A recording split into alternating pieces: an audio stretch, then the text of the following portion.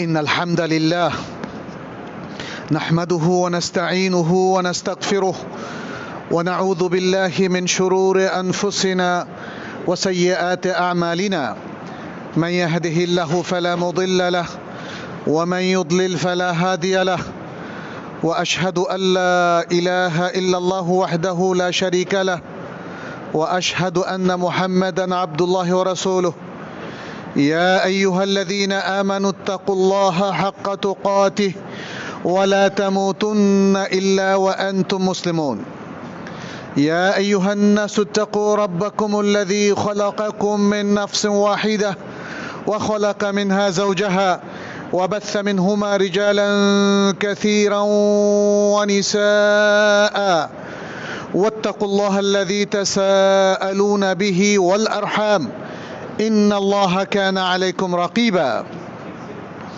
يا أيها الذين آمنوا اتقوا الله وقولوا قولا سديدا يصلح لكم أعمالكم ويغفر لكم ذنوبكم ومن يطع الله ورسوله فقد فاز فوزا عظيما أما بعد فإن أصدق الحديث كتاب الله وخير الهدي هدي محمد صلى الله عليه وسلم وشر الأمور محدثاتها وكل محدثة بدعة وكل بدعة ضلالة وكل ضلالة في النار ثم أما بعد أيها المسلمون أوصيكم ونفسي بتقوى الله عز وجل فاتقوا الله يا عباد الله اتقوا الله في علانكم وسركم اتقوا الله في أقوالكم وأعمالكم اتقوا الله في جميع أمركم وأموركم وشؤونكم اتقوا الله في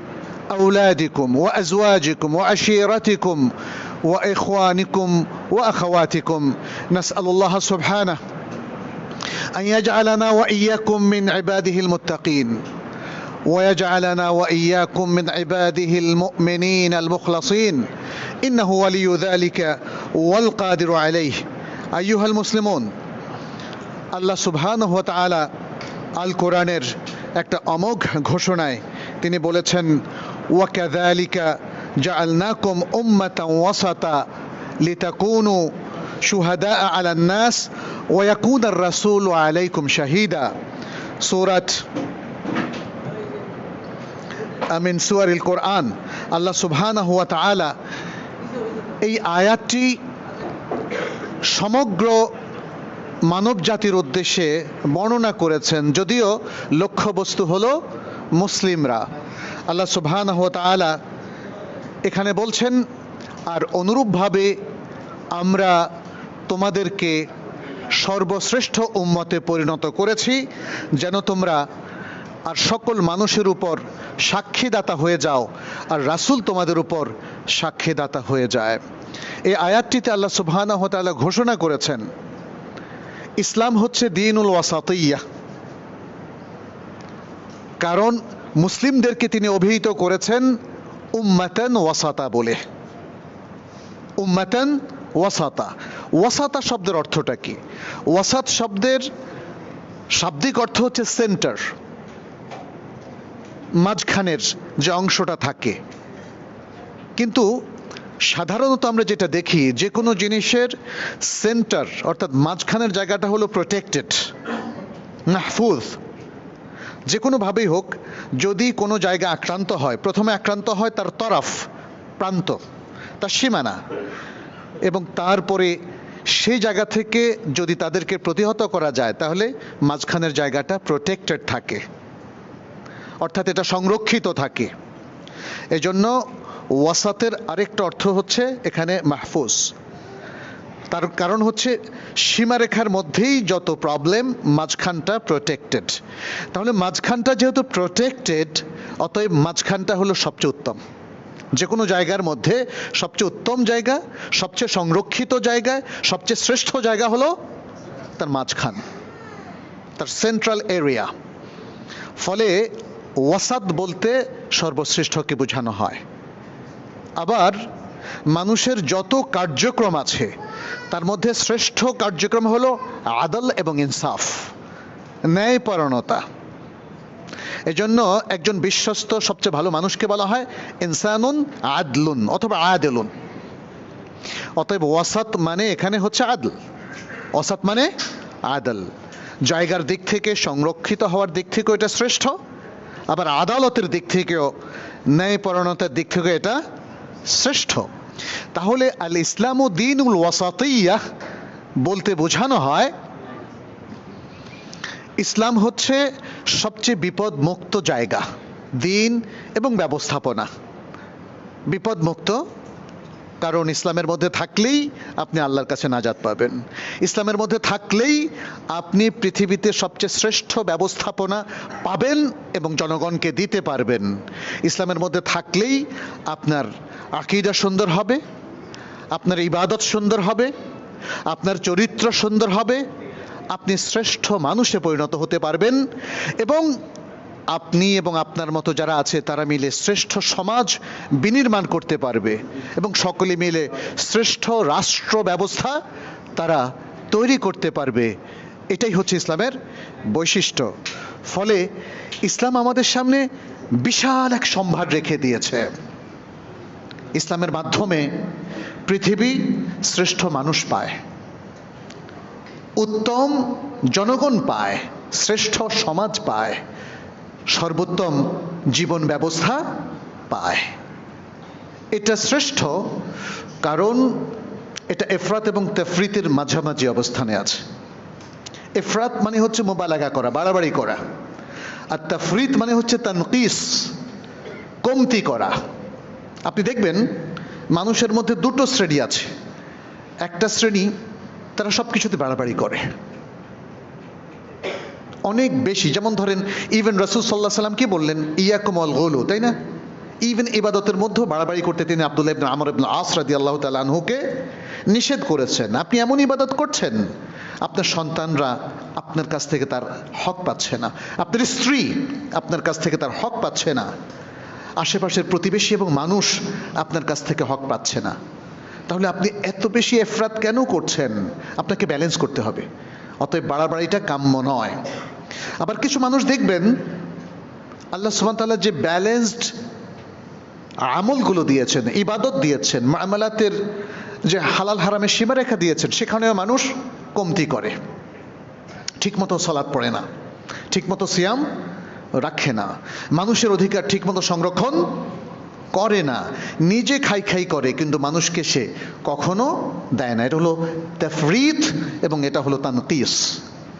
ইসলামের মধ্যে এফরাত বা বাড়াবাড়িও নেই, ইসলামের মধ্যে তানকিস বা তাফরিত কমতিও নেই। এটাকে জাফাও বলা হয়, দায়িত্ব পালনে অলসতা, কমতি করা। ইসলাম হচ্ছে ব্যালেন্সড একটা জীবন ব্যবস্থা, একটা ব্যালেন্সড দিন, যেখানে আকীদা এবং মনোজগতের সর্বক্ষেত্রে, ইবাদতের ক্ষেত্রে, মুআমালাতের ক্ষেত্রে, আখলাকের ক্ষেত্রে সর্বত্রই আপনি দেখবেন সবচেয়ে শ্রেষ্ঠ ব্যবস্থাপনা। ফলে আল ইসলামু দীন আল ওয়াসাতিয়্যাহ। আল্লাহ সুবহানাহু ওয়া তাআলা যে বললেন ওয়াকাযালিকা জাআলনাকুম উম্মাতান ওয়াসাতা, আয় খিয়ারান উদুলা। খিয়ারান উদুলা, খিয়ার খায়রুনের বহুবচন, অর্থাৎ তোমাদেরকে, এই উম্মাহকে, মুসলিম উম্মাহকে সবচেয়ে শ্রেষ্ঠ মানুষ এবং বিশ্বস্ত ভালো মানুষে আমরা পরিণত করেছি। অতএব তোমরা হবে সেই মানুষ যাদের কাছে অন্য মানুষরা আসবে এবং তোমাদের সংস্পর্শে তারাও ভালো মানুষ হয়ে যাবে। তোমাদের কাছে আসবে, তোমাদের আখলাক থেকে তারা আখলাক শিখবে এবং তোমাদের কাছে আসবে, তোমাদের থেকে তোমাদের নবীর আদর্শ গ্রহণ করবে। তাহলে তোমাদের কাছে নবীর আদর্শ থাকতে হবে। নবীর আদর্শ আমাদের মুসলিমদের কাছে থাকলেই অন্য মানুষেরা আমাদের কাছ থেকে নবীর আদর্শ শিখতে পারবে। অতএব তোমরাই তাদেরকে পরিচালনা করবে, তারা তোমাদেরকে নয়। আল্লাহ সুবহানাহু ওয়া তাআলা ইসলামকে পৃথিবীতে প্রেরণ করেছেন যাতে মানুষ নিজেরা ইসলামকে পরিপালন করে এবং অন্যদেরকেও ইসলামের মাধ্যমে পরিচালিত করে। কিন্তু মানুষ যদি নিজেই ইসলাম পরিপালনের কথা ভুলে যায়, তাহলে কি ইসলাম দিয়ে সে অন্য মানুষকে পরিচালনা করতে পারবে? আজকে মুসলিমদের দুর্দশা ঠিক এই জায়গাটা, তারা ইসলামকে সঠিকভাবে নিজেরাই পরিপালন করে না। তাহলে যা আপনি পরিপালন করেন না, কিভাবে সে একই আদর্শ অন্যের উপর আপনি তাদেরকে উদ্বুদ্ধ করতে পারবেন, তাদেরকে পরিচালনা করতে পারবেন? আল্লাহ সুবহানাহু ওয়া তাআলার এই কালামের পাশাপাশি নবী সাল্লাল্লাহু আলাইহি সাল্লামের একটা কাউল ইমাম বুখারী এবং ইমাম মুসলিম উল্লেখ করেছেন, বলেছেন আনতুম শুহাদাউল্লাহি ফিল আরদ, আনতুম শুহাদাউল্লাহি ফিল আরদ, তোমরা হচ্ছ আল্লাহর জমিনে আল্লাহর সাক্ষীদাতা, আল্লাহর পক্ষে, সত্যের পক্ষে, কোরআনের পক্ষে, সুন্নাহর পক্ষে, নবী মুহাম্মদ সাল্লাল্লাহু আলাইহি সাল্লামের পক্ষে এবং তার আদর্শ পক্ষে, তার দ্বীন ইসলামের পক্ষে তোমরা সাক্ষ্য দেবে। সুতরাং এই যে কথাগুলো বললাম, তার ইক্তেদা, তার চাহিদা কি? তার চাহিদা হচ্ছে প্রত্যেক মুসলিম ইলমের আলোকে ইবাদত করবে, আন্দাজে না। এক্ষেত্রেও দেখেন আমাদের ঘাটতি রয়েছে। আজকে মানুষকে যদি জিজ্ঞেস করেন আপনি এভাবে সালাত পড়ছেন, শিখেছেন কোথায়? ওজুর মধ্যে ঘাড় মাসেহ করেছেন, দলিল কি? মাজারের মধ্যে আপনি মোমবাতি জ্বালাচ্ছেন, এই সকল কার্যক্রম উদযাপন করছেন, আপনার কি এলেম আছে? তাই না? তাহলে আমরা এই যে বিশাল ঘাটতি দেখতে পাচ্ছি, সমাজের মধ্যে এত অনাচার, এত অন্যায়, ভুলভাবে ইবাদত করা হচ্ছে, বেদাতি পন্থায় সমাজ ছেয়ে গেছে, এর মূল কারণ হলো ইলমের আলোকে ইবাদত করা হচ্ছে না। অথচ মুসলিমদের এই যে দিন শ্রেষ্ঠ দিন, কারণ এটা ইলমের দিন। এর প্রত্যেকটা আমল, প্রত্যেকটা হুকুম ইলম নির্ভর, দলিল নির্ভর। আর সেই দলিলটাই যদি জানা না থাকে, তাহলে ইবাদতটা আপনি কিভাবে ইলম অনুযায়ী করতে পারবেন? অতএব আমাদের কাছে ইসলামের ডিমান্ড হলো, আপনি যে কোনো ইবাদত, ইভেন একটা ছোট্ট মুস্তাহাব আমলও যদি আপনি করতে চান, সেটাও আপনাকে ইলমের আলোকে, দলিলের আলোকে করতে হবে।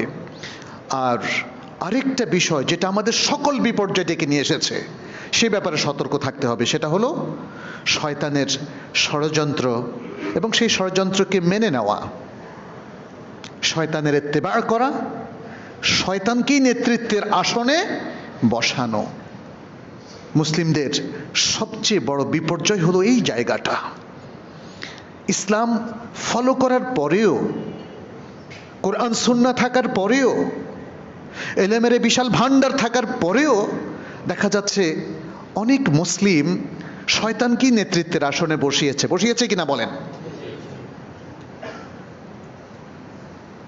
যারা শয়তানকে নেতৃত্বের আসনে বসায়, তারাই শয়তানকে ফলো করে, তারাই শয়তানের নির্দেশ মান্য করে।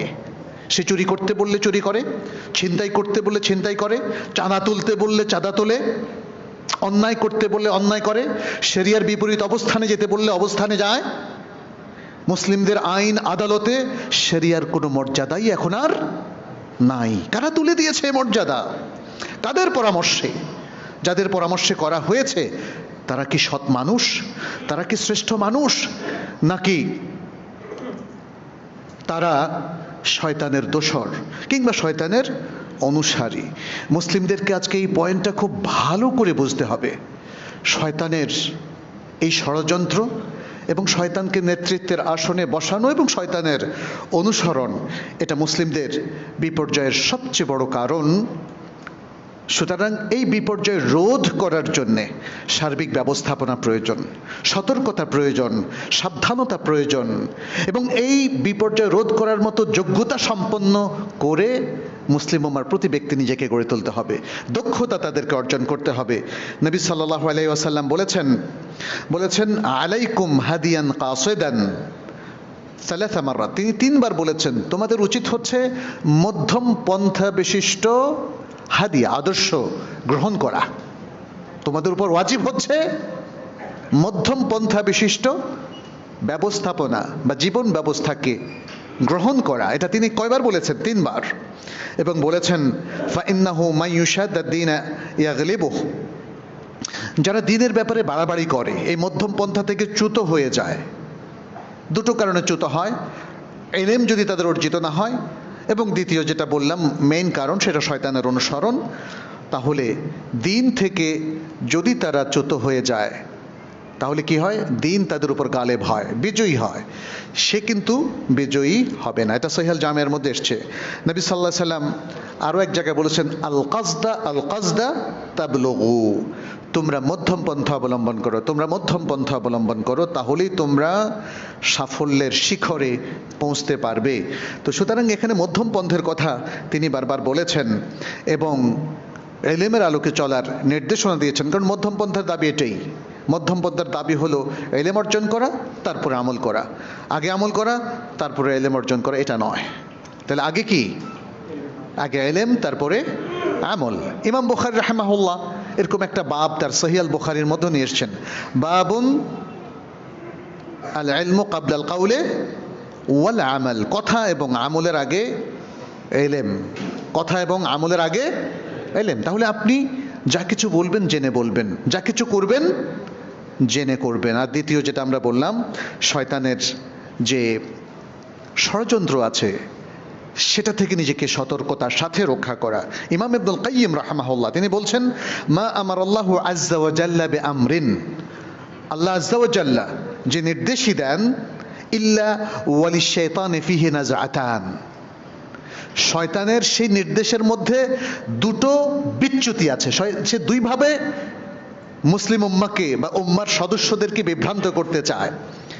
ইম্মা তাকসীরুন ওয়া তাফরীত, তার প্রথম বিভ্রান্তি এবং বিচ্যুতির ষড়যন্ত্র হলো উম্মাকে সে অলস করে দেয়, তার মধ্যে একটা ঘাটতি এবং ত্রুটি তৈরি করে, ফলে উম্মাহ দক্ষতার সাথে আর কাজ করে না।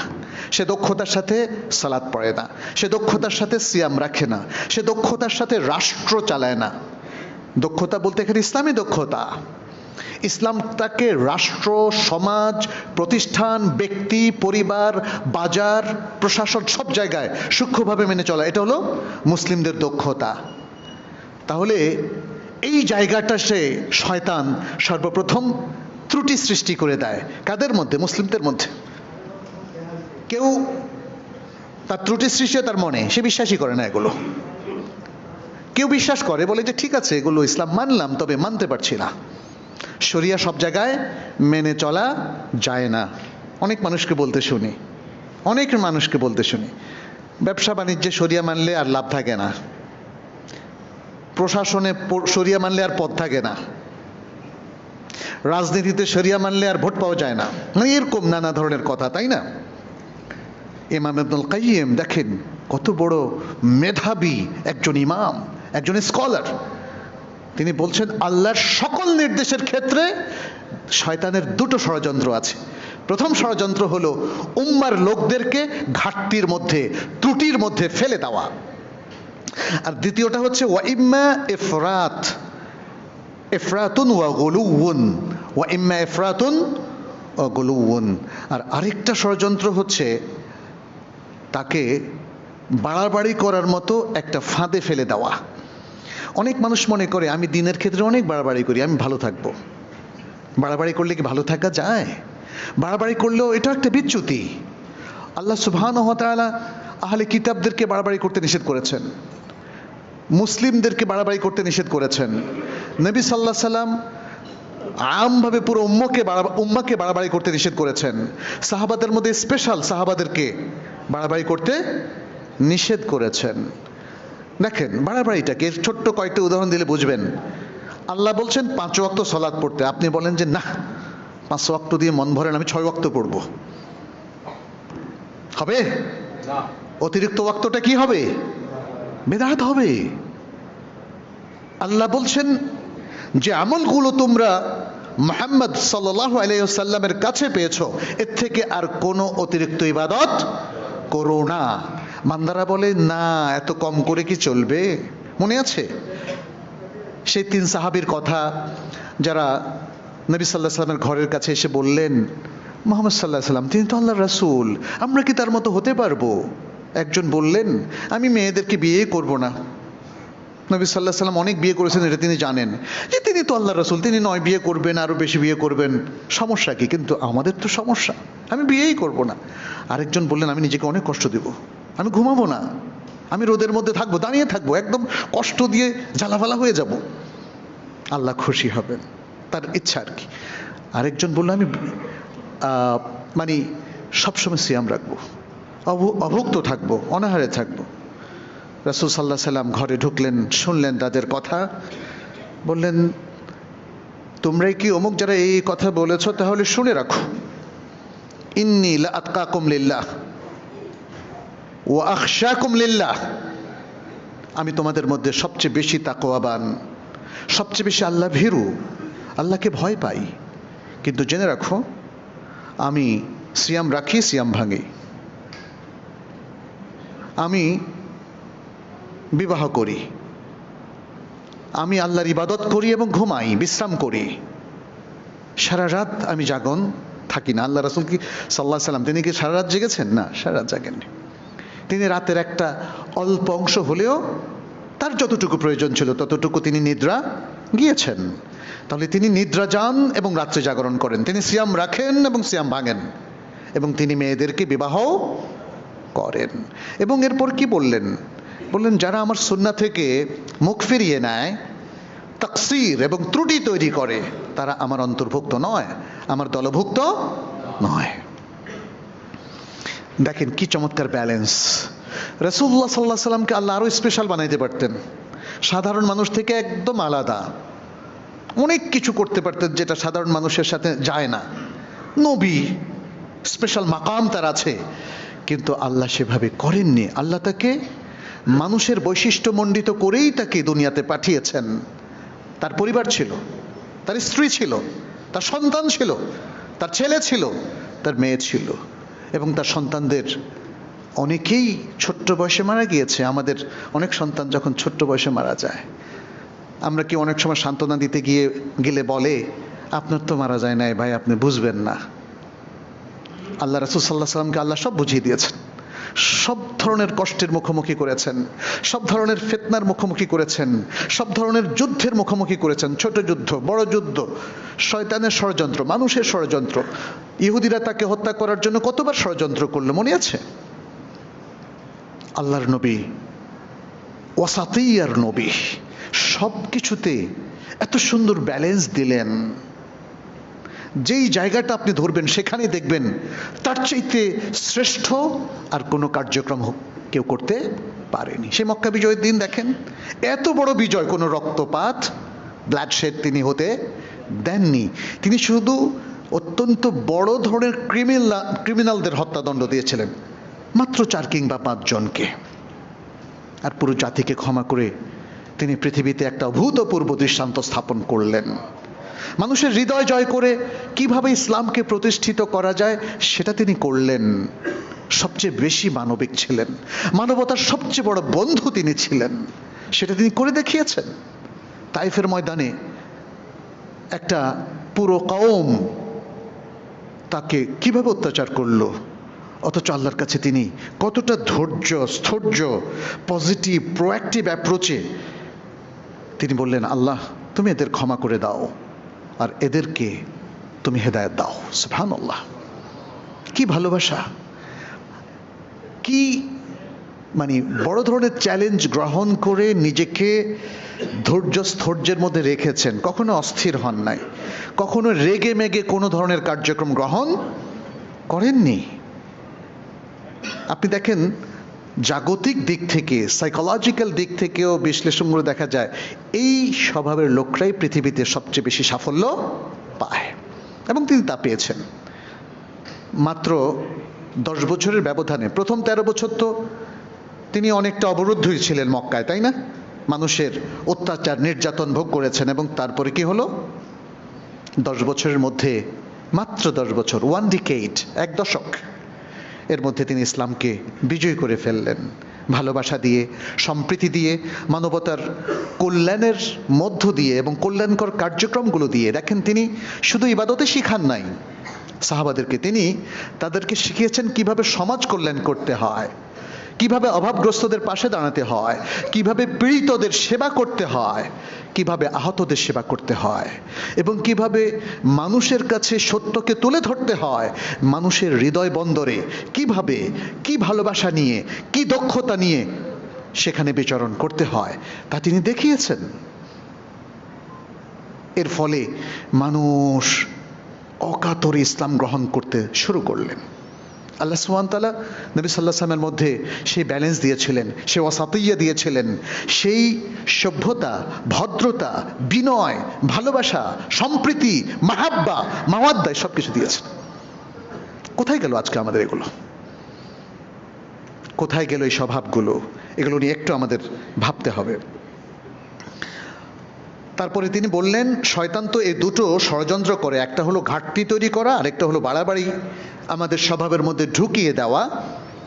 এই বাড়াবাড়ির কারণেই দেখবেন যে কেউ কাউকে সহ্য করতে পারে না। আমাদের মুসলিম সমাজগুলোতে দেখবেন যে দলাদলি এত ভয়ঙ্কর, একদল আরেক দলের লোককে সহ্যই করতে পারে না। গুণ ঘুমের মতো কি যে ভয়ঙ্কর কাজগুলো, এগুলো কিন্তু বাড়াবাড়ির কারণে। মানুষ তো মানুষকে সহ্য করবে। রাসূল সাল্লাল্লাহু আলাইহি সাল্লাম তো এই যে কাফেরদেরকে সহ্য করার কারণেই তো তারা ইসলাম গ্রহণ করলো নাকি? সৌন্দর্য দিয়ে, ভালোবাসা দিয়ে, সম্প্রীতি দিয়ে মানুষকে সত্যের দিকে ডাকেন। ঘৃণা, শত্রুতা, হত্যা, গোম, এগুলো দিয়ে আসলে মানুষকে কখনোই ভালোর দিকে আহ্বান করা যায় না। এখানে বলছেন ইবনুল কাইয়্যিম, ফালা ইউবালি বিমা যাফিরা মিনাল আবদি মিনাল খাতিআতাইন। এরপরে শয়তান পরোয়া করে না যে সে কি দুইটাই বান্দার মধ্যে অ্যাপ্লাই করতে পারলো নাকি যে কোনো একটা। সে মনে করে কোনো বান্দাকে সে মিসগাইড করবে তাকসির বা ত্রুটি, ঘাটতি দিয়ে, আর কোনো বান্দাকে সে মিসগাইড করবে এফরাত বা বাড়াবাড়ি দিয়ে। আর বান্দার মধ্যে যদি দুটোই সে তৈরি করতে পারে সে বেশি সফল, কিন্তু যে কোনো একটা হলেই তার জন্য যথেষ্ট। আসলেও তাই। আমরা যদি যে কোনো একদিকেই এই ভুলটা করি, তার ষড়যন্ত্রে পতিত হই, তাহলে কি সঠিক পথে থাকতে পারবো? কখনোই নয়। ইমাম আউজারি বলছেন, মা মিন আমরিন আমার আল্লাহ বিহ, আল্লাহ যে কোনো নির্দেশই দেন না কেন, ইল্লা আরাদা শায়তানু ফিহি বিখাসলাতাইন, শয়তান দুটো কাজ দিয়ে সেটাকে প্রতিরোধ করতে চায়। কি? ওয়ালা ইউবালি আইয়ুহুমা আসাব, সে পরোয়া করে না যে কোন ষড়যন্ত্রটা সে বাস্তবায়ন করতে পারলো, আল গুলু আও আত তাকসির, বাড়াবাড়ি নাকি ত্রুটি। আচ্ছা, এখানে দেখেন শয়তান, আমাদের এই যে শয়তানের ষড়যন্ত্র নিয়ে আমরা কথা বললাম, সেটা কোরআনেও আল্লাহ তাআলা উল্লেখ করে দিয়েছেন। শয়তান কসম খেয়েছে, সে কসম খেয়ে মানবতার বিরুদ্ধে যে কাজ করবে, মানুষকে যে বিচ্যুত করবে, সেটা কাকে জানিয়েছে? আল্লাহকে জানিয়েছে। সে বলছে কি? ثم لآتينهم من بين أيديهم ومن خلفهم وعن أيمانهم وعن شمائلهم ولا تجد أكثرهم شاكرين। খুবই ভয়ঙ্কর একটা সে ওয়াদা করেছে আল্লাহর কাছে, অনেকটা হুমকি দিচ্ছে আল্লাহকে যে দেখো আল্লাহ, তোমার বান্দাদেরকে আমি কি করব শোনো, আমি কসম খেয়ে বলছি, আমি তাদের সামনে থেকে আসব, তাদের পেছন থেকে আসব, তাদের ডান দিক থেকে আসব, তাদের বাম দিক থেকে আসব, তার মানে কোনো দিক বাদ রাখবো না। মুসলিমদের বিরুদ্ধে ষড়যন্ত্রের কোনো দিক শয়তান বাদ রাখবে না, সেটা সে নিজে উল্লেখ করছে আল্লাহর কাছে, আর আল্লাহ সেটাকে কোট করছেন। এবং তারপর কি বলছে? শয়তান বলছে, আল্লাহকে বলছে, ওয়ালা তাজিদু আকসারাহুম শাকিরিন, তুমি এই বান্দাদের, এই মুসলিম বান্দাদের অধিকাংশকে তুমি শুকরগুজার বান্দা হিসাবে পাবে না। কে বলেছে? শয়তান বলেছে। আল্লাহ সেটাকে কোট করছেন সূরা আল আরাফের 17 নম্বর আয়াত। প্রিয় ভাইরা, শয়তানের ষড়যন্ত্র চলমান থাকবে কিয়ামত পর্যন্ত। ওটা নিয়ে বেশি মাথা ব্যথা আমাদের হওয়া উচিত না, তবে সতর্ক থাকতে হবে। যে কথা আমি বললাম, শয়তান যেন আপনাকে পেয়ে না বসে, কারণ শয়তান একটা ভাইরাস। কোভিড-19 যেমন একটা ভাইরাস। সতর্ক ছিলেন না বলেন তো? সতর্ক থাকার জন্য আপনি নিজেকে গৃহবন্দী করেছেন, সতর্ক থাকার জন্য আপনি মাস্ক পরেছেন, আপনি আরো কত কি করেছেন। আপনি সবসময় কি জন্য এটাকে বলে, স্যানিটাইজার, সেগুলো ব্যবহার করেছেন, সাবান দিয়ে প্রতিবার হাত ধুয়েছেন। তাহলে এই যে শয়তান, অদৃশ্য শয়তান, সেও তো ভাইরাসের মতো, তাকেও দেখা যায় না। কোভিড-19কে দেখা যায়, আমি পত্রিকায় পড়েছিলাম একটা আর্টিকেলে, বলেছে কোভিড-19, সারা পৃথিবীর সকল কোভিড-19কে একসাথে করলে 70 গ্রামের কম।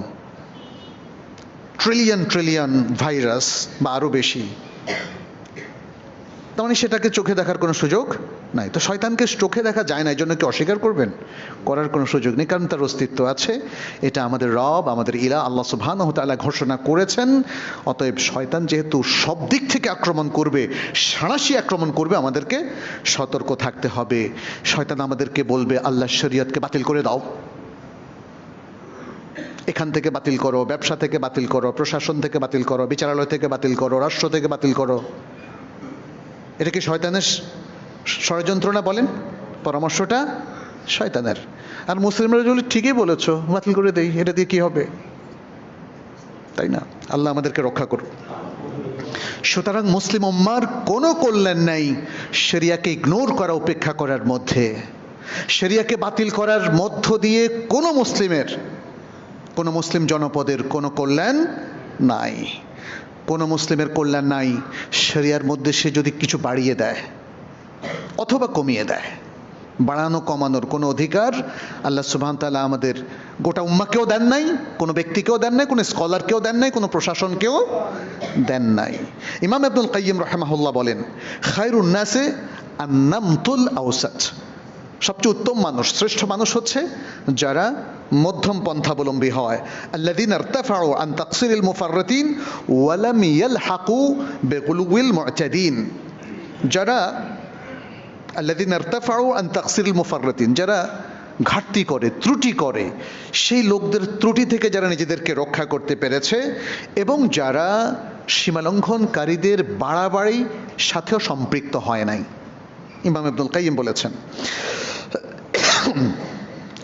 তিনি আরো বলেছেন, আল আফাতু ইন্নামা তাতাতাররাকু ইলাল আতরাফ, বিপদ আসে, যেমন এই বাক্সটা, বিপদ আসে প্রথমে সীমানায়, চারপাশে, মাঝখানটা সংরক্ষিত থাকে। তিনি সেটা বলেছেন, ওয়াল আওসাতু মাহমিয়াতুন বিআতরাফিহা, মাঝখানটা এটা সংরক্ষিত থাকে তার আতরাফ, সীমানা দিয়ে।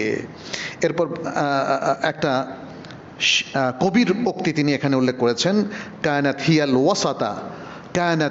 ওয়াসাতাল মাহমিয়া ফাকতানাফাত বিহাল হাওয়াদিসু হাত্তা আসবাহাত তরাফা। তিনি বলছেন ঠিক এই বিষয়টাকে বোঝানোর জন্য, ওয়াসাত যে শ্রেষ্ঠ জায়গা, সেন্টার্ড এবং প্রোটেক্টেড, সেটা বোঝানোর জন্য বললেন এটা ছিল সেন্টার বা মধ্যের জায়গাটা, যেটা ছিল সংরক্ষিত। এরপর সেখানে ঘটলো অনেক ঘটনা, এমনকি সেই ঘটনাটা ঘটলো তরাফা, সীমানার মধ্যে গিয়ে। তার মানে তাহলে মাঝখানের জায়গাটা প্রোটেক্টেড। এই জন্য মনে রাখবেন, এখানে অনেকগুলো ব্যাখ্যা আসতে পারে। একটা ব্যাখ্যা হলো, আল্লাহ সুবহানাহু ওয়া তাআলা, আপনি যদি উম্মাতে ওয়াসাতার অংশ হতে পারেন, আপনি যদি শ্রেষ্ঠ মানুষের বৈশিষ্ট্য অর্জন করতে পারেন, তাহলে you will be protected by Allah. The ummah will be protected by Allah. আল্লাহ তাদেরকে হেফাজত করবেন, আল্লাহ তাদেরকে হেফাজত করবেন। আল্লাহ যাদেরকে হেফাজত করেন, আর কেউ তাদের কোনো ক্ষতি করতে পারবে না। আল্লাহ হেফাজত করেছিলেন তার নবী মুহাম্মদ সাল্লাল্লাহু আলাইহি সাল্লামকে। এতগুলো যুদ্ধে নবী সাল্লাল্লাহু আলাইহি সাল্লামকে তারা কিন্তু হত্যা করতে পারেনি।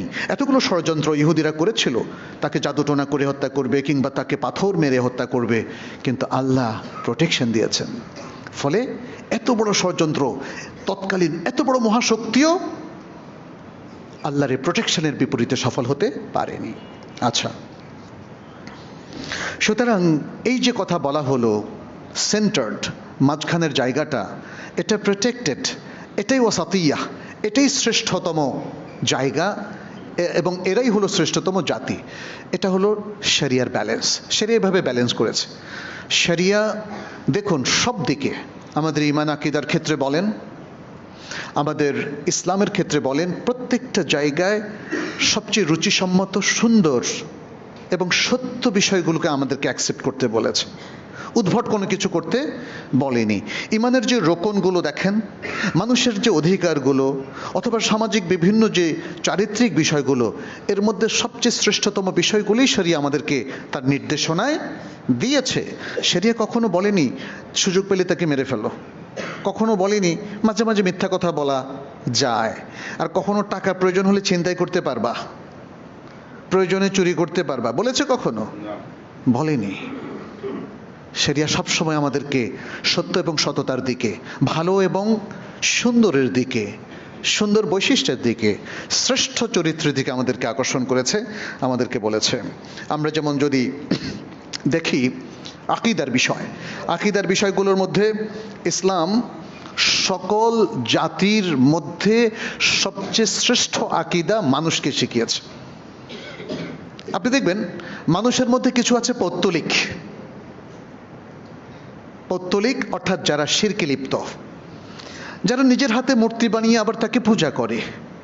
কি অদ্ভুত না? আমি ঠিক জানি না তাইলে মানুষের বুদ্ধিটা কোথায় গেল। আমি কি আমার ইলাহকে নিজের হাতে বানাতে পারি বলেন? আমি কি করে ভাবতে পারি যাকে নিজের হাতে আমরা বানালাম সে আমার কাছে অতীব সম্মানিত হবে? সে তো মূর্তি, তার তো রূহ নাই, সে তো নড়াচড়াও করতে পারে না।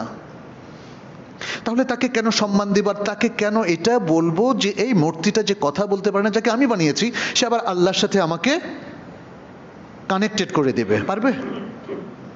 কিন্তু পৃথিবীর বিশাল জনসংখ্যার একদল মানুষ কিন্তু এভাবেই পৌত্তলিকতার মধ্যে নিমজ্জিত। আবার আরেক দল দেখেন, তারা বলে যে আল্লাহ বলে কিছু নাই। যদি তাকে বলা হয় তুমি কোত্থেকে এসেছো বাবা বলো, অথবা আরো ছোট্ট আকারে দেখি কোথাও ধোঁয়া দেখা যায়, ধোঁয়াটা কেন উঠছে? যদি তাকে জিজ্ঞেস করি ওখানে কি কোনো আগুন আছে, বলছে আলবত আছে, আগুন ছাড়া তো ধোঁয়া হতে পারে না। এভাবে আরো অনেক উদাহরণ আছে। যদি তাকে বলা হয় যে দেখেন হঠাৎ করে দেখলাম একটা জাহাজ নিজে নিজে তৈরি হয়ে গেল, বিশাল জাহাজ, 40 তলা জাহাজ, এবং সেখানে দেখলাম মানুষ ভরে আবার চলাফেরা শুরু করলো, বলবে যে আপনার মাথায় একটু গন্ডগোল আছে। এটা কি নিজে নিজে হতে পারে একটা জাহাজ? বলবে না? যে কোনো নাস্তিক মাইন্ডের সব লোকই বলবে। যদি বলে যে আজকে সকালে দেখলাম যে আমার বাসার পেছনে ওই সূর্যটা নেমে এসেছে, এত গরম লাগলো আমি থাকতে পারলাম না, না এই ধরেন একটু বানায় বললেন আর কি, বিশ্বাস করবে কেউ? কারণ এই অযৌক্তিক জিনিসগুলোকে বিশ্বাস করা যায় না। তাহলে নাস্তিকতা কিভাবে যুক্তি নির্ভর হলো? নাস্তিকতা হলো আসলে আল্লাহ তাদেরকে হেদায়েত দেন নাই, ফলে তারা হেদায়েত পায়নি। পৃথিবীর সবচেয়ে অযৌক্তিক জিনিস হলো নাস্তিকতা। এই মহান মানে জগৎ যেটা আল্লাহ সৃষ্টি করেছেন, এত বড় চন্দ্র, সূর্য, গ্রহ, নক্ষত্র, নিহারিকা, ছায়াপথ, এগুলো এমনি সৃষ্টি হয়ে গেল। অতএব ইসলাম নাস্তিকতাকেও ডিক্লাইন করেছে, রিজেক্ট করেছে, প্রত্যাখ্যান করেছে, বলেছে যে না, আল্লাহ আছেন, স্রষ্টা আছেন। আবার পৌত্তলিকতাকে, আল্লাহর সাথে শরীক করাকেও ইসলাম বাতিল বলে ঘোষণা করেছে। কারণ স্রষ্টা হচ্ছেন লা ইলাহা ইল্লাল্লাহ, তিনি আমাদের ইলাহ, ওয়াহদাহু লা শারীকা লাহ, তিনি একক, তার কোনো শরীক নাই। আল্লাহুস সামাদ, তিনি অমুখাপেক্ষী, সবকিছু তার মুখাপেক্ষী।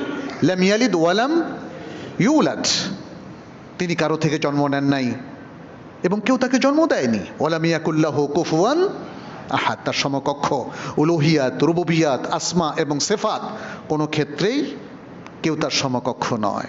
সবচেয়ে ব্যালেন্সড আকীদা, সবচেয়ে সুন্দর পবিত্র আকীদা। আমরা সারা বিশ্বের সকল মানুষকে আহ্বান করছি এই ব্যালেন্সড আকীদাটাকে গ্রহণ করুন। মুসলিমদের মধ্যে যারা এই আকীদার পাশাপাশি বিভ্রান্তি নিয়ে নিজেদের দিন গুজরান করছেন, তাদের প্রতি আহ্বান, বিশুদ্ধ আকীদাকে গ্রহণ করুন। বিশুদ্ধ আকীদার জন্য তেমন কোনো পরিশ্রম করতে হবে না, শুধুমাত্র আমাদের সালাফ সাহাবায়ে কেরাম যাদের শিরোভাগে আছেন, তাদের পরবর্তী তাবেঈন, আতবাউত তাবেঈন এবং আইম্মাতুল হুদা, তাদের বইগুলো পড়েন, নবী সাল্লাল্লাহু আলাইহি ওয়াসাল্লামের হাদিসগুলো পড়েন, কোরআনের তাওহীদের আয়াতগুলো পড়েন, তাহলে সত্যিকারের বিশুদ্ধ আকীদা পেয়ে যাবেন ইনশাআল্লাহ। আর এটাই হলো সবচেয়ে ব্যালেন্সড। ইসলাম বলে ইবাদত হবে শুধু আল্লাহর, আর কারো ইবাদত করা যাবে না, না কোনো ব্যক্তির, না কোনো পাথরের, না কোনো মূর্তির, না কোনো বাতাসের, না কোনো অগ্নির, না কোনো চন্দ্র সূর্য কিংবা গ্রহ তারার। ইবাদত হবে শুধু আল্লাহর, সবচেয়ে ব্যালেন্স এবং সবচেয়ে সুন্দর। এবং ইবাদতের ক্ষেত্রে আপনি সহি দলিল অনুসরণ করবেন, অথেন্টিক দলিল, এর বাইরে আর কোনো দলিল গ্রহণযোগ্য হবে না। দ্বিতীয় হচ্ছে কাদা এবং কাদার, তাকদীরের ক্ষেত্রে, ডেস্টিনি, ভাগ্য যেটাকে আমরা বলি, এক্ষেত্রেও দেখেন ইসলাম মাঝামাঝি অবস্থানে, প্রত্যেকটা জায়গায় ইসলাম মাঝামাঝি অবস্থানে। তাইলে প্রান্তিক সীমানায় কারা আছে? দুটো দল আছে। এক দল যারা বাড়াবাড়ি করছে, বলছে আমরা তো পুতুল, যা আমল করি আমাদের কি দোষ, চুরি করলেও আল্লাহর ইচ্ছায়, অন্যায় করলেও আল্লাহর ইচ্ছা, খুন করলেও আল্লাহর ইচ্ছায়, খারাপ করলেও আল্লাহর ইচ্ছা, ভালো করলেও আল্লাহর ইচ্ছায়, তাহলে বিচার আর কি হবে, এটা তো আল্লাহর ইচ্ছাই হচ্ছে। এদেরকে বলা হয় জাবারিয়া। একটা দল কিন্তু আছে, আছে কি না? সে অতীতকালে ছিল, এখনো আছে। ইসলাম এভাবে বলে না। ইসলাম বলে আপনি চুরি করলে আপনাকে শাস্তি পেতে হবে, অন্যায় করলে আপনাকে শাস্তি পেতে হবে। যত অন্যায় করবেন, যত পাপ করবেন, you will be the responsible and you will be punished. এটা আল্লাহর নিয়ম। আর আরেকটা যেটা, যারা বাড়াবাড়ি করেছে, একদল হলো যারা মানুষকে পুতুল বানিয়ে ফেলেছে, আরেকজন বললো যে মানুষ স্রষ্টা, সে তার নিজের সব কাজ সৃষ্টি করে, অথচ আল্লাহ কোরআনে বলছেন আল্লাহ মানুষকে এবং তারা যা করে সেটা সৃষ্টি করেছেন। আমাদের আমলগুলোর স্রষ্টা কে? আল্লাহ। আল্লাহ যদি আপনাকে স্টপ করায় দেন, আপনি কোনো কাজ করতে পারবেন? এখানে বুঝতে হবে একটা জিনিস, এই যে আল্লাহর ইচ্ছাটা দুরকম। একটা হলো জাগতিক ইচ্ছা, জগতের যা কিছু পরিচালনা করছেন এটা হলো জাগতিক ইচ্ছা, এর সাথে সওয়াব এবং ইকাব বা শাস্তি এর সাথে জড়িত না। সূর্য পূর্ব দিক থেকে উঠলে কয়টা সওয়াব পাবেন? বৃষ্টি নামলে, আবার বৃষ্টিতে নিচে গিয়ে আছাড় খেয়ে পড়ে গেলেন, সওয়াব হবে না গুনাহ হবে? এগুলো কি আল্লাহর ইচ্ছায় হয়েছে না অনিচ্ছায় হয়েছে? তার মানে এগুলো হলো জাগতিক বিষয়, এর সাথে আমাদের সওয়াব এবং ইকাবের কোনো সম্পর্ক নাই। সূর্য আজকে অমাবস্যা কিংবা আজকে মেঘের কারণে চন্দ্র দেখা গেল না, এ সমস্ত কারণে আমাদের কোনো পাপ অথবা কোনো সওয়াব হবে না। এগুলো জাগতিক ব্যাপার। আল্লাহ জাগতিক ব্যাপারকে ঘটতে দেন, সেটা পরবর্তীতে কারো কল্যাণে আসুক আর নাই আসুক, কেউ পড়ে যাক, পড়ে হাত ভাঙুক অথবা কিছুই না হোক, এসব কিছু আল্লাহর জাগতিক ইচ্ছা। আরেকটা হলো শারঈ ইচ্ছা, যে আল্লাহ বলেছেন এই কাজগুলো করলে তোমাদেরকে আমি পুরস্কৃত করবো, আর এই কাজগুলো করলে তোমাদেরকে আমি শাস্তি দেব। এটা হলো শারঈ ইচ্ছা, এটা হলো আইনি প্রক্রিয়া। আল্লাহ যে আইনগুলো প্রণয়ন করেছেন, সে আইনগুলো অনুযায়ী কারো শাস্তি হবে, কারো যদি খারাপ কাজ করে, আর কারো ভালো হবে, সে আল্লাহর কাছে রিমুনারেশন, রিওয়ার্ড পাবে যদি সে ভালো কাজ করে। তাহলে তাকদীরের বিষয়টাকে আমাদের সেভাবে বুঝতে হবে যে আমরা এটা বলবো না যে কোনো কাজের জন্যই আল্লাহ ধরবেন না, আবার এটাও বলবো না যে আল্লাহই তো আমাকে শক্তি দিয়েছেন পৃথিবীর সব কিছু করার জন্য, আমরাই এগুলোকে সৃষ্টি করেছি, অতএব এক্ষেত্রেও আল্লাহকে আমরা বাতিল করে দিলাম। অথবা অনেক সময় দেখা যায় যে, যেমন মুতাজিলারা এটা করেছে, এদেরকে বলা হয় কাদারিয়া। কাদারিয়া এই আকীদার মানুষ এখনো আছে, কিন্তু হয়তো নিজেদেরকে মুতাজিলা বলে না। আর আগের জাবারিয়া আকীদার মানুষও আছে, কিন্তু নিজেদেরকে হয়তো জাবারিয়া বলে না। ইসলাম বলে যে না, মানুষ মজবুর, এটা যেমন সত্য নয়, মানুষ নিজের কাজ নিজে সৃষ্টি করছে এটাও সত্য নয়। তাহলে সত্যটা কি? সত্যটা হচ্ছে মানুষকে আল্লাহ সৃষ্টি করেছেন, মানুষের সকল কাজ আল্লাহ সৃষ্টি করেছেন, কিন্তু মানুষ ওই জাবারিয়ার যেটা বলছে সেটা নয়, বরং তার উইল পাওয়ার আছে, তার ইচ্ছা শক্তি কে দিয়েছেন? আল্লাহ। ফলে স্বেচ্ছায় যদি কেউ কোনো খারাপ কাজ করে, আল্লাহ তাকে অবশ্যই ধরপাকড় করবেন। এদিক থেকেও আমরা দেখতে পাচ্ছি ইসলাম মধ্যবর্তী অবস্থানে। এবং একজন কবি এটা বলেছেন, লা তাযহাবান্না ফিল উমুরি ফারাতা, কোনো বিষয়ে বাড়াবাড়ির পর্যায়ে যাইও না। লা তাসআলান্না ইন সাআলতা শাতাতা, যদি কোনো প্রশ্ন করো তাহলে হদ তাজাউজ করো না, সীমা অতিক্রম করো না। ওয়াকুম মিনান নাসি জামিআন ওয়াসাতা, তাহলে মানুষের মধ্য থেকে, সকল মানুষের মধ্য থেকে তুমি মধ্যম পন্থাবলম্বী শ্রেষ্ঠ মানুষে পরিণত হও। তৃতীয় যে বিষয়টা সেটি হলো নবীদের প্রতি ঈমান পোষণের ক্ষেত্রেও ইসলাম ওয়াসাতের মধ্যে আছে, মধ্যম পন্থাবলম্বী। কারণ ইসলাম বলেছে আমরা যেন সকল নবীকে বিশ্বাস করি, মুহাম্মদ সাল্লাল্লাহু আলাইহি সাল্লামকেও বিশ্বাস করি, তার পূর্ববর্তী নবীদেরকেও, রাসূলদেরকেও বিশ্বাস করি। কিন্তু এখানে দেখেন, এখানে একদল মানুষ সব নবীকে বিশ্বাস করে না, বাড়াবাড়ি। আরেক দল মানুষ মোহাম্মদ সাল্লাহ সাল্লামকে বিশ্বাস করে না, আগের নবীদেরকে মানবো, মোহাম্মদ সাল্লাহ সাল্লামকে মানবো না। ইসলাম বলে না, সব নবীকে মানতে হবে, তবে শেষ নবীকে মোহাম্মদ সাল্লাহ সাল্লাম, শেষ নবী হচ্ছে মোহাম্মদ সাল্লাহ সাল্লাম। অতএব এই বিষয়টা মনে রাখতে হবে। অনেকে মানুষের মধ্যে দেখবেন নবীকে আল্লাহর জায়গা নিয়ে গেছে, নিয়ে গেছে না বলেন? মুসলিমদের মধ্যে অনেককে দেখবেন তারা বলে যে নবী সাল্লাহ সাল্লাম গায়েব জানেন, নবী সাল্লাহ সাল্লাম আল্লাহর জাতি নূরের তৈরি, বলেছে কিনা বলেন? বলে। এটা প্রকাণ্ড রকম বাড়াবাড়ি এবং বড় ধরনের বাড়াবাড়ি, যেটা তাকে শিরকের পর্যায়ে উপনীত করে। কারণ নবী সাল্লাহ সাল্লামকে আল্লাহর পর্যায়ে নিলে এটা কি হবে? শিরক হয়ে যাবে। এটা তারা বুঝতে পারছে না। আরেক দল মানুষ বলে যে নবীও তো মানুষ ছিলেন, তিনিও তো ভুল করতেন, যেটা ওরিয়েন্টালিস্টরা করে এবং তাদের অনুসারীরা আজকে হাদিস অস্বীকার করে কি করছে, তাই না? নবী সাল্লাহ সাল্লামের হুকুক, যে হকটা আল্লাহ এস্টাবলিশ করেছেন, সেটাকে তারা বাতিল করে দিচ্ছে। নবী সাল্লাহ সাল্লামকে আর ইত্তেবা করছে না, তার হাদিসগুলো থেকে আকীদা নিচ্ছে না, ইবাদত নিচ্ছে না। এটাকে বলা হয় জাফা।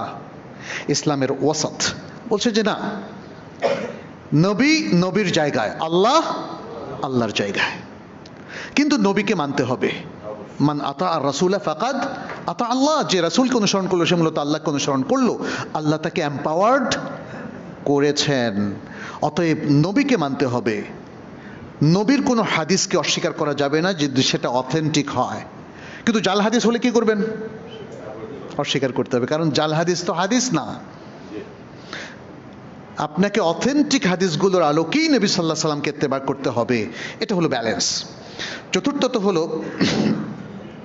আল্লাহ সুবহানাহু ওয়া তাআলা আমাদেরকে তাওয়াসসুত এবং ইতিদালের দিকে, অর্থাৎ যে কোনো কাজে মধ্যম পন্থা অবলম্বন করা, আদল ইনসাফ কায়েম করা, নয় প্রণালীর দিকে আহ্বান করেছেন।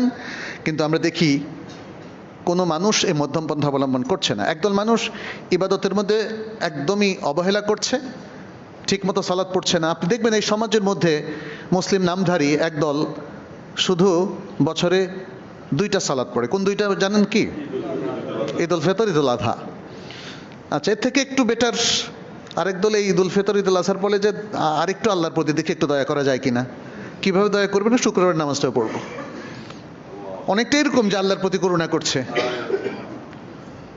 আর আরেক দল মানুষ বলে যে না, মাঝে মাঝে আরেকটু পড়ি। আমাকে অনেকে বলেছেন যে আমি তো 5 ওয়াক্ত পড়তে পারি না, কখনো 1 ওয়াক্ত পড়ি, কখনো 2 ওয়াক্ত পড়ি, কখনো 3 ওয়াক্ত, যখন যেটা সম্ভব। বুঝেনি তো, ব্যস্ত মানুষ। আর মাঝে মাঝে একদিনে হয়তো এশার টাইমে 5 ওয়াক্তও পড়ে ফেলি, যদি মন যেদিন ভালো থাকে আর সময় একটু হাতে থাকে। এভাবে চলবে বলেন? ব্যালেন্স নাকি ইমব্যালেন্সড? ইমব্যালেন্সড। অতএব এটা একটা। আর আরেক দল মানুষ কি করে, তারা সমাজের পরিবারের সকল দায়িত্ব ভুলে ওই যে এটাকে কি বলে, বৈরাগী না সন্ন্যাসী, বনে চলে যায়, সারাদিন রাত ইবাদত করে। তো ইবাদতগুলো কি অর্থবিহীন না? ইসলাম কিন্তু এটাকে সমর্থন করে না, কারণ ইসলামে কোনো বৈরাগ্যবাদ নাই, সন্ন্যাসবাদ ইসলামে না। ইসলামে আপনাকে অ্যাক্টিভ সোশ্যাল বিং হয়েই থাকতে হবে। আপনি সমাজের একজন দায়িত্বশীল মানুষ, পরিবারের একজন দায়িত্বশীল মানুষ, এবং আপনার সমাজের দায়িত্ব, পরিবারের দায়িত্ব আপনাকে পালন করতে হবে। এখানে আল্লাহ সুবহানাহু ওয়া তাআলা বলছেন, ওয়ালা তুতি' মান আগফালনা কলবাহু আন যিকরিনা ওয়াত্তাবা হাওয়াহু ওয়া কানা আমরুহু ফুরতা। সেই সব লোকদের তুমি অনুসরণ করবে না যাদের কলব আমার যিকির থেকে গাফেল, অমনোযোগী, এবং যারা তাদের প্রবৃত্তিকে অনুসরণ করে এবং যাদের বিষয়ের মধ্যে বাড়াবাড়ি থাকে। আচ্ছা, এরপর আল্লাহ সুবহানাহু ওয়া তাআলা বলছেন, ইয়া আহলাল কিতাব লা তাগলু ফি দীনিকুম, হে আহলে কিতাবের লোকেরা, তোমরা তোমার দ্বীনের মধ্যে বাড়াবাড়ি করবে না। ওয়ালা তাকুলু আলাল্লাহি ইল্লাল হক, আর হক ছাড়া, সত্য ছাড়া আল্লাহর ক্ষেত্রে কোনো কথা বলো না। বানিয়ে বানিয়ে কোনো কথা আল্লাহর ক্ষেত্রে তোমরা অপবাদ হিসেবে রচনা করো না। আর এই কথাটা আল্লাহ তাআলা কোরআনে কোট করেছেন মুসলিম উম্মাহকে সতর্ক করার জন্য। আহলে কিতাবের লোকরা যেভাবে বাড়াবাড়ি করেছে, তোমরা সেভাবে বাড়াবাড়ি করবে না। নবী সাল্লাল্লাহু আলাইহি ওয়াসাল্লাম, এর আগে আমি হাদিসটা উল্লেখ করেছি, ওই 3 ব্যক্তিকে সতর্ক করেছিলেন, বলেছিলেন, আমা ওয়াল্লাহি ইন্নী লা আখশাকুম লিল্লাহ ওয়া আতকাকুম লাহু লাকিন্নী আসুমু ওয়া উফতির ওয়া উসাল্লি ওয়া আরকুদ ওয়া আতাজাওয়াজুন নিসা ফামান রাগিবা আন সুন্নতি ফালাইসা মিন্নি। হাদিসটা নিয়ে আমরা আগে কথা বলেছি, এটা বুখারী মুসলিমের হাদিস। আর আরেকটা হাদিস, সেটি বুখারীতে এসেছে, নবী সাল্লাল্লাহু আলাইহি ওয়াসাল্লাম বলছেন, ইন্নাদ দীনা ইউসরুন, দিন সহজ, দিন পালন সহজ। আপনাদের কাছে কি সহজ মনে হয় না কঠিন? সহজ, দিন সহজ। এটা নবী সাল্লাল্লাহু আলাইহি ওয়াসাল্লাম বলছেন, ওয়ালা ইউশাদ্দাদ দীনা আহাদুন ইল্লা গালাবা, দিন নিয়ে যারাই বাড়াবাড়ি শক্ত অবস্থানে থাকে, দিন তাদের উপর বিজয়ী হয়ে যায়, তাদেরকে পরাভূত করে ফেলে। ফাসাদ্দিদু ওয়াকারিবু আবশিরু, অতএব তোমরা সঠিক কাজটা করো। এখানে সাদ্দিদু মানে কেউ কেউ বলছেন তোমরা মধ্যম জায়গায় অবস্থান করো, বাড়াবাড়িও করো না, ঘাটতিও করো না। ওয়াকারিবু, অথবা তার কাছাকাছি থাকো। ওয়া আবশিরু, এবং খুশখবরি নাও, খুশখবরি দাও। নিজেরা অপটিমিস্টিক, আশাবাদী থাকো, নিরাশ হইও না, নৈরাশ্যবাদীদের অন্তর্ভুক্ত হইও না। পঞ্চম দুটো বিষয় বলে আমি শেষ করছি। পঞ্চম বিষয়টা হলো, শরিয়তের ক্ষেত্রে দিন মধ্যম পন্থায় আছে। দেখেন, যখন কিসাস, হত্যাদণ্ড দেওয়া হলো, বললো অফিল কিসাসে হায়াতুন ইয়া উলিল আলবাব, ফৌজদারি দণ্ডের ক্ষেত্রে এগুলোর মূল উদ্দেশ্য হচ্ছে মানুষকে তাদের অঙ্গ কর্তন করে দেওয়া না, তাকে মেরে ফেলা না, বরং সমাজ থেকে অপরাধ প্রবণতাটাকে জিরো করে ফেলা। এবং দেখেন, নবী সাল্লাল্লাহু আলাইহি ওয়াসাল্লামের যুগে তাই হয়েছিল। এখনও যে সমাজে শরিয়ার এই অনুশাসনগুলো আছে, সেখানে জিরো হয়ে গেছে, কমে গেছে অপরাধ প্রবণতা। কিন্তু আজকে সভ্যতার যে সূতিকাগার বলে দাবি করা হয় পাশ্চাত্যের দেশগুলো, দেখেন তো সেখানে কি জেনা কমেছে, ব্যভিচার কমেছে? সেখানে কি ধর্ষণ, এত অবাধ সুযোগের পরে ধর্ষণটা কি কমেছে? হত্যাকাণ্ড কমেছে? আপনি কি জানেন যে নর্থ আমেরিকাতে শুধু বন্দুক দিয়ে সাধারণ মানুষ অন্য 20,000-এরও বেশি লোক প্রতি বছর হত্যা করে? তাহলে সভ্যতার কি থাকলো? আমরা দেখতে পাচ্ছি এমন সভ্য দেশেও কোনো ব্যালেন্স নাই। ব্যালেন্স হচ্ছে ইসলামের মধ্যে, ইসলামী শরিয়ার মধ্যে, ইসলামী শরিয়ার আইন কানুনের মধ্যে। তাহলে অপরাধ প্রবণতা কমে যায়। আর আজকে যারা শরিয়া আইন মানে না, তারা কিন্তু অপরাধ প্রবণতা কমাতে পারে নাই। পেরেছে? বলেন তো। আপনি তো বাংলাদেশের ট্রাফিক আইনটাও ঠিক মতো মানাইতে পারতেছেন না। একটা উদাহরণ শুধু, আরও তো হাজার উদাহরণ আছে। অতএব আমরা এই বিষয়গুলো মনে রাখতে হবে। শরিয়া যা কিছু হালাল করেছে সেটাকে হালাল, এবং যা কিছু হারাম করেছে সেটাকে হারাম হিসাবেই গণ্য করতে হবে। আপনি যদি শরিয়ার হারামগুলোকে হালাল করে দেন, তাহলে কি সমাজ আরো সুন্দর হবে, আরো সভ্য হবে? আজকে দেখেন, বেশ্যাবৃত্তিকে হালাল করে দেওয়া হয়েছে, এখন শুনছি সমকামিতাকেও হালাল করা হচ্ছে, মদকে হালাল করে দেওয়া হয়েছে, সুদকে হালাল করে দেওয়া হয়েছে। হয়েছে কিনা বলেন? এগুলো তো হালাল করে দেওয়া হয়েছে। ঘুষকে হালাল করা হয় নাই, কিন্তু ঘুষকে বন্ধ করা হয় নাই। অফিস আদালত সবখানে ঘুষে পরিপূর্ণ। ইসলাম দেখেন, ইসলাম নৈতিকভাবে, আদর্শিকভাবে এগুলোকে এমন হারাম করেছে, একজন ভালো মুসলিম কোনোদিন ঘুষ খাবে না, কোনোদিন সুদ খাবে না, কোনোদিন চুরি করবে না, কোনোদিন কোনো নারীকে ধর্ষণ করবে না। বরং নারী তার কাছে তার মা যেমন প্রোটেক্টেড, সেরকমই প্রোটেক্টেড থাকে। এটা শরিয়ার সৌন্দর্য। আপনি দেখেছেন নবী সাল্লাল্লাহু আলাইহি ওয়াসাল্লামের যুগে মানুষ নিরাপদে এক শহর থেকে আরেক শহরে মহিলারাও যেতে পারত, এবং পরবর্তী খলিফাদের সময় আমরা সেটা দেখেছি। আর আজকে মেয়েদের কোনো নিরাপত্তা নাই, কোনো মানুষেরই নিরাপত্তা নাই। শরিয়াকে বর্জন করে আমরা আসলে ক্ষতিগ্রস্ত হয়েছি। আর যদি শ্রেষ্ঠত্বের আসনে আবার বসতে হয়, তাহলে শরিয়ার দিকে আসতে হবে। সর্বশেষ যে পয়েন্টটা নিয়ে কথা বলছি, মানবাধিকার এবং মানব স্বাধীনতা রক্ষার ক্ষেত্রে ইসলাম ব্যালেন্সের পর্যায়ে আছে। ইসলাম মানুষকে এতটা স্বাধীনতা দেয়নি যে আল্লাহ সম্পর্কে যা ইচ্ছা তাই বলবে, নবী সাল্লাল্লাহু আলাইহি ওয়াসাল্লামকে গালি দিবে। স্বেচ্ছাচারিতাকে ইসলাম সমর্থন করেনি। আবার ইসলাম মানুষকে স্বাধীনতা দিয়েছে। অন্য ধর্মের লোকদের উপর চড়া হতে বলেছে ইসলাম? বলেনি। মুসলিম রাষ্ট্রে অন্য ধর্মের মানুষরাও যে বিশাল স্বাধীনতা পায়, যে কোনো ব্যক্তি তার মতামত ব্যক্ত করতে পারে। আমরা তো দেখেছি মুসলিম দেশগুলোতে অনেক সময়, এবং আমাদের দেশেও, যে কোনো ব্যক্তি কোনো মত ব্যক্ত করতে ভয় পেয়ে যেত। ফেসবুকে একটা স্ট্যাটাস দিলে বাস তার জেল জুলুম। স্বাধীনতা থাকলো কোথায়? মানুষ গণতন্ত্র করে কথা বলছে, কিন্তু অধিকার আসলে কোথায়? অধিকার ইসলামে। অন্যায়ভাবে একজন লোককে আপনি জেলে ঢোকাতে পারবেন না, অন্যায়ভাবে একজন লোককে আপনি স্টপ করে দিতে পারবেন না, তাকে অপমান করতে পারবেন না। তার অধিকার আছে, সে তার মত ব্যক্ত করতে পারবে, তবে এটা যেন স্বেচ্ছাচারিতায় রূপান্তরিত না হয়।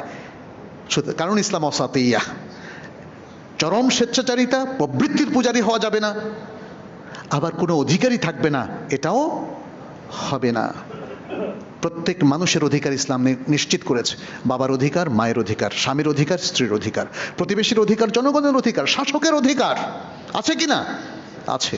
প্রিয় ভাইরা, আসুন ইসলামের ওয়াসাতিয়া নিয়ে আমরা পড়াশোনা করি। আমি জানি আপনাদের মধ্যে অনেকেই প্রশাসনিক ব্যক্তিত্ব আছেন, রাজনৈতিক ব্যক্তিত্ব আছেন, সামাজিক ব্যক্তিত্ব আছেন, শিক্ষক আছেন, গবেষক আছেন, বিজ্ঞানী আছেন, এখানে আছেন অথবা এর বাইরেও আছেন।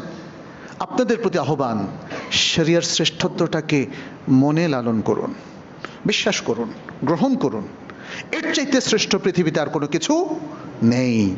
মুসলিম উম্মার প্রত্যেক ব্যক্তির সাফল্য শরিয়া পরিপালনের মধ্যেই নিহিত। শরিয়া থেকে যতটুকু আমরা ছিটকে পড়ব, সাফল্য থেকে, দিনদারি থেকে, দিন মানা থেকে, আল্লাহর নৈকট্য অর্জন থেকে ততটাই আমরা ছিটকে পড়ব। আল্লাহ তাআলা আমাদেরকে রক্ষা করুন। আকুলু কাউলি হাযা ওয়া আস্তাগফিরুল্লাহ লি ওয়া লাকুম ওয়া লিসাইরিল মুসলিমিন ফাস্তাগফিরুহু ইন্নাহু হুয়াল গফুরুর রহিম।